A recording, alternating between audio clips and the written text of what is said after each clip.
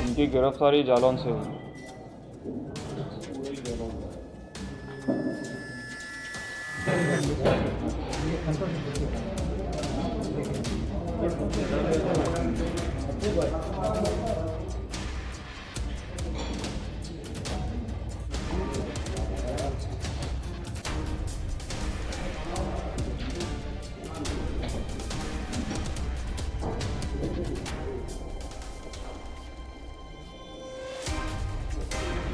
Sir किस तरह का प्रशासनिक अधिकारी बता के शादी और धोखाधड़ी करने का मामला सामने आया, क्या है ये पूरा मामला और किस तरीके से आरोपी हुआ?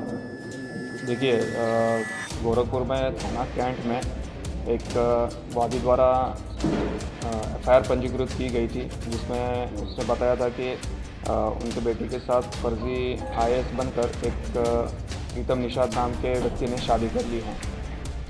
इसी सूचना का संज्ञान लेते हुए सूचना धाराओं में FIR पंजीकृत की गई थी और अभियुक्त को पकड़ने के लिए प्रयास जारी किए गए थे। आज उसी में जो इसमें मुख्य अभियुक्त है, जिसका नाम प्रीतम निषाद उर्फ अर्जुन सिंह है, इसको गिरफ्तार कर लिया है। इनके द्वारा पूछताछ में बताया गया कि इन्होंने कभी UPSC का एग्ज़ाम क्लियर नहीं किया है और ये अपने आप को मणिपुर कैडर के IAS बताते थे।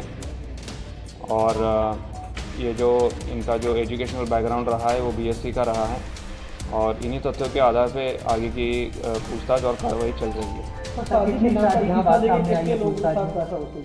देखिए, जो अभी तक पूछताछ हुई है उसमें इसने 2 महिलाओं के साथ शादी करने का बताया है, जिसमें एक जो हमारे FIR की वादी है उनके और एक इससे पहले एक बार और कर चुके हैं।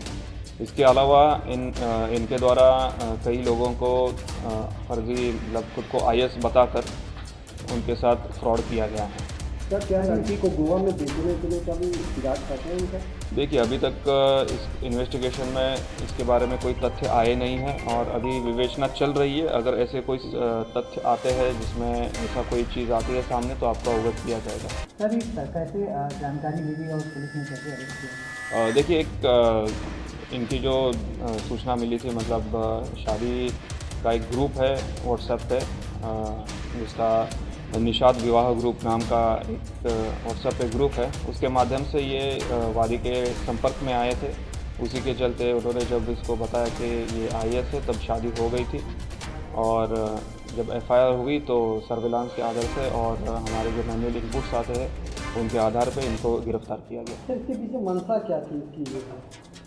देखिए, इसके पीछे जो प्राइमरीली जो जांच में सामने आया है वो इकोनॉमिक गेन, मतलब पैसा कमाने का इसके पीछे उद्देश्य था और इसको एक लगता था कि इसका IAS बनने का एक सपना था, वो इसका पूरा नहीं हो पाया था। तो इसने दोनों जो उसके उद्देश्य थे, एक तो IAS बताने के बाद उसको जो सम्मान मिलता था वो सम्मान और जो पैसे मिलते थे पैसे, इन 2 कारण की वजह से उसने ये सारा किया।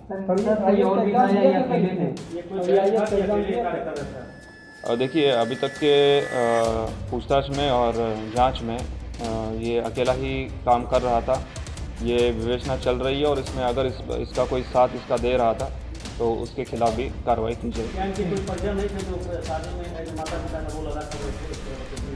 देखिए, जो शादी में शामिल थे उनकी भी पूछताछ चल रही है और उनका जो रोल आएगा उसके हिसाब से ही आगे की कार्रवाई की जाएगी। UPSC का एग्जाम भी कभी दिया था? इनके द्वारा UPSC का कभी एग्ज़ाम नहीं दिया गया है। ये BSc बैकग्राउंड के हैं। इन्होंने जो UPSC का रिज़ल्ट आता है उसमें नाम अपना एडिट करके सभी को ये फर्जी सूचना दी। ये विवेचना का पार्ट है और संबंधित धाराओं की बढ़ोतरी की जाएगी।